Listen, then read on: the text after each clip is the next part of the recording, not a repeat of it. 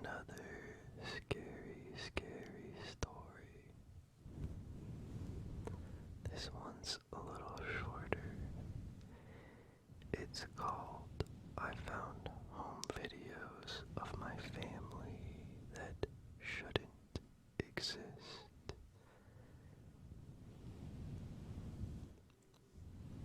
My brother died when I was 7 years old.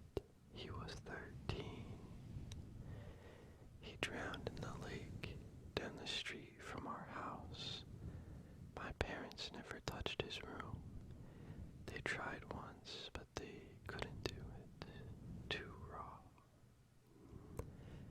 After that, the door just stayed shut. His room became a kind of museum of him. That was 11 years ago. His room still looks the same. This morning, while I was packing for college, I thought I'd finally go down in there. My plan wasn't anything dramatic. I just wanted to grab a few hoodies, maybe a keepsake or two to take with me. Something to hold on to when I got homesick. Full transparency, I've been in his room plenty of times before. I've sat on his bed, I've looked through his shelves, but I've never really gone digging. That felt wrong, and I really had no inclination to. I just missed my brother. That wasn't my intention today either. It wasn't my intention to find a stack of DVDs shoved into the bottom drawer of his dresser. There were 3 of them, just labeled 1, 2, and 3. The only DVD player in the house is still hooked up to his old TV. Everything else went streaming years ago. For a minute, I told myself not to do it. They weren't mine. They probably didn't matter. I picked up some of the items I had collected, put the DVDs back in his drawer, and returned to my room. Tonight, they started calling me. I know how that sounds. I know you're thinking it was just my curiosity eating at me, but it wasn't like that. It felt physical, a pull in my chest. So I crept back across the hall, slipped into his room, locked the door behind me so my parents wouldn't hear, and I put in the first DVD. It was a home video. I didn't even know we had any. I don't remember my parents ever owning a camera. The video starts with static, then clears just enough to show something. The picture is muddy, warped. It could be the living room, but the furniture looks wrong. Everything is too big or too small, shifting every time the frame jitters. Sometimes it almost looks like a bedroom, sometimes like a hallway. No faces, no clear shapes, just flickering shadows that don't match what the voices are saying. Because there are voices, familiar ones. Laughter, clinking dishes, and my mom calling my brother's name. It sounds like family in the background, just out of sight. brother's laughter, and the sound swallows me whole. It rings through my head, bouncing off the bones that make up my skull. Then beneath it is another voice, low, deliberate, close enough that you couldn't miss it. You haven't noticed yet. Then the video cut off, just like that.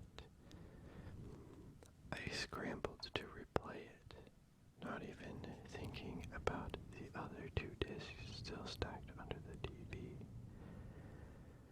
I just wanted to hear him laugh again.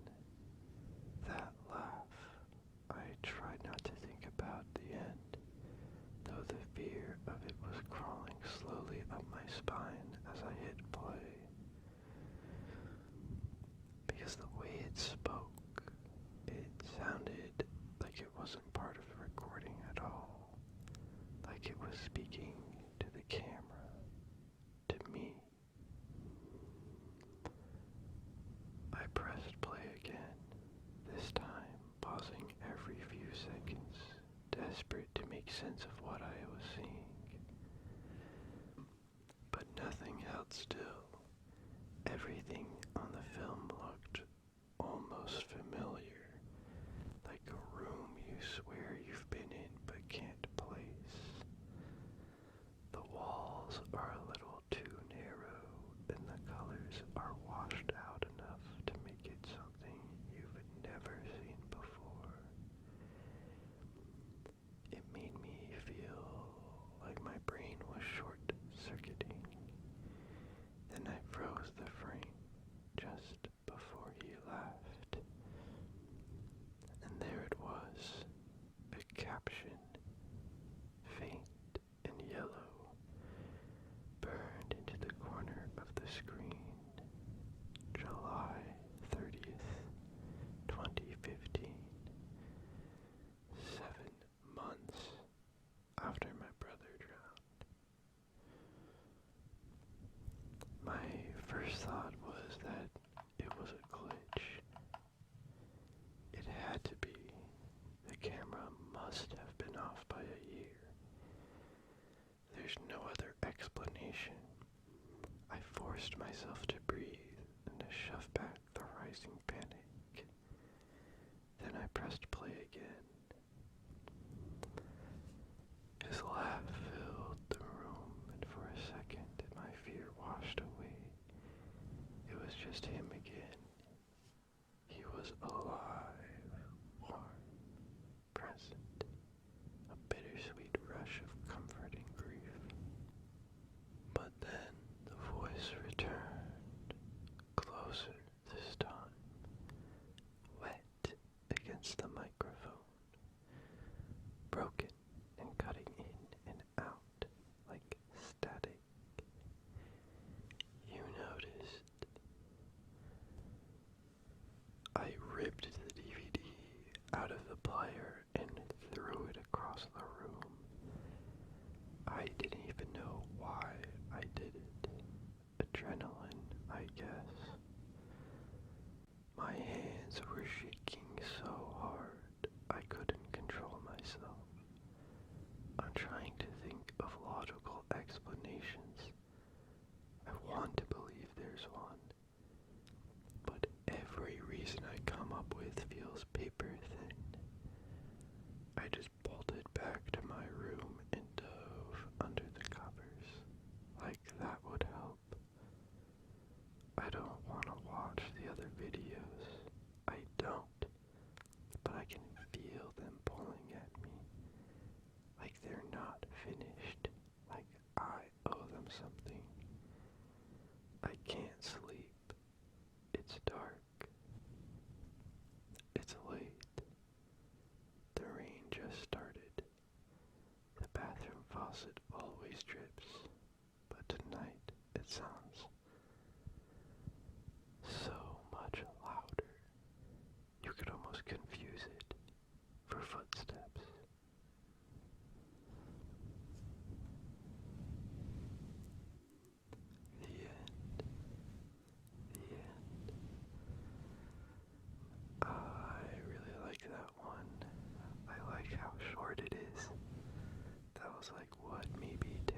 herself.